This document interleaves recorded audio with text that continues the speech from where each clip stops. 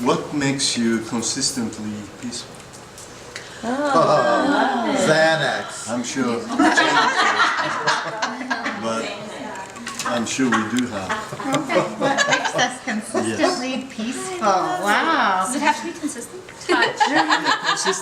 Consistently. Oh, wow. Xanax. Okay, Like you know what, your, Holly we haven't introduced Holly to the group yet, and she's Oh, next. yes. But let's go ahead and jump your introduction, and let's let you try to answer this question. That's a good question. Should I look in the camera? Yeah, sure. Okay, what makes me consistently peaceful is prayer and just sitting still and remembering why I'm loved and the people who love me. I think there's many times in life when people can act in a way that is unkind, or things happen in your life that are stressful, and it's easy to get all bent out of shape and stressed or even sad. But I think the best thing to do is just to sit down, take a deep breath, and remember who you're loved by. And I think knowing that you're loved also empowers you to love others, even when they're not acting in a way that is very loving. And when you can find that inner peace with your Creator and with those in your life who do care about you, it does empower you to send that love forward, and that peacefulness radiates, and people can respond to that.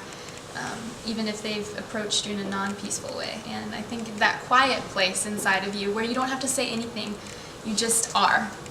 You are in a place of peace, and that radiates, and that changes the atmosphere. Since I made the mistake of saying yes answer to the camera, why don't you, while we have you looking at the camera, why don't we let you go ahead and introduce yourself to us real quick, and then we'll go back to our question.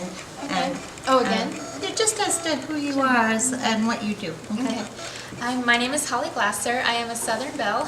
I grew up in the Carolinas with a cow pasture in my backyard, and I was homeschooled, so I grew up in a very conservative home, and I was very self-efficient. I taught myself a lot, and my parents also taught me a lot. I was a hard worker, very industrious from a young age, and I loved to play dress up and play runaway orphan. Strangely, I don't know why, that was like my favorite thing to play. I was very independent.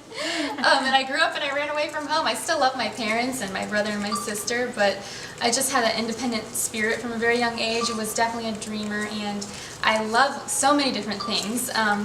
I majored in Spanish language and literature, and I also studied French and German, and I traveled to Argentina and France. I became a Spanish teacher and a Spanish medical interpreter for 2 years. I worked in a medical clinic and also taught at 2 private schools. So in the evenings, I was telling Misfit Dior I went to a modeling and acting school in my hometown, just a little rinky-dink school, but it gave all me that spare time you had. You're right, I had no spare time. I was very busy. I never sat still, really, but I just started, that creative spirit in me just rose up in my later years, and when I was younger I'd been more nerdy, I guess you could say, and always in the books, and wanted to be an astronaut Before you became or a doctor. before you were a grandma. I'm an old soul, but young at heart, I like to say, and so studying the acting and modeling. My sister and I played guitar growing up together, and my mother and father played piano and guitar, so I grew up in a musical family. And my younger sister and I took oil painting classes together, and she's a photographer now, a wedding photographer, and she actually was the one who inspired me to be such a creative person, because I admire her so much. So yeah, that's my introduction, and here I am in New York. For 2 or 3 years I've been acting and modeling, and now back and forth between LA and New York. And that was my very long introduction. And that makes her peaceful.